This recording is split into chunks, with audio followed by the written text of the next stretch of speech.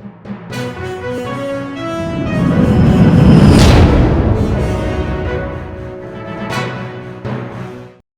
एकीकडे विकासाच्या गप्पा मारल्या जात असताना तालुक्यातील मुंगी गावातून एक संतापजनक बातमी समोर येत आहे.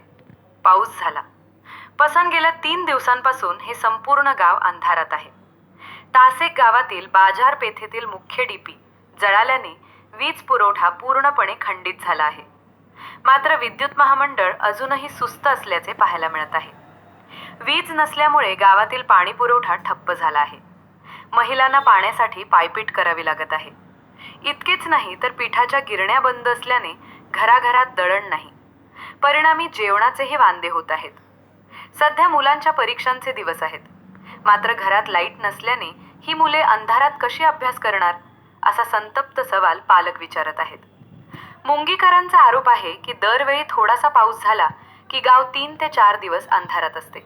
महावितरणच्या हलगर्जीपणामुळं सतत थोडीशी जरी वारा वादळ झाला तर दरवर्षीप्रमाणे आमचे 3-3, 4-4 दिवस आम्हाला लाईटीच्या सामोरे जावं लागतं.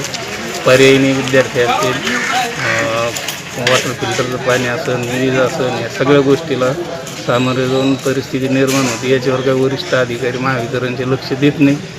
जरी त्यांना संपर्क साधण्याचा प्रयत्न केला ते काही एवढं मनावर घेत नाही. त्याच्यामुळे इथं नागरिकाला सतत त्याला सामोरं जावं लागतं. त्याच्यामुळे त्यांनी आता वरिष्ठांनी याची वरिष्ठ पातळीवर याची दखल घेऊन योग्य ती कार्यवाही लवकरात लवकर करावी ही नम्र विनंती. तर साधारणतः समजा 2 दिवसापासून जे वादळी वाऱ्याचा पाऊस चालू झाला तेव्हापासून आमच्या गावाला लाईटची समस्या ही नेहमी भेडसावणारी समस्या आहे. आणि यामुळं काय होतं की साधारणतः आमचं पिण्याच्या पाण्याचं प्रश्न असेल, त्यानंतर गिरण्या दळण्याचा संदर्भ प्रश्न असतील किंवा घरी लाईट येण्याचे संदर्भ असतील, तर त्यामुळे साधारणतः पिण्याचे पाण्याचे 2 दिवसापासून पिण्याचं पाणी नाही आहे. वॉटर फिल्टर बंद आहेत सगळे. त्याच्यामुळं सगळ्यांचं आरोग्य धोक्यात आले.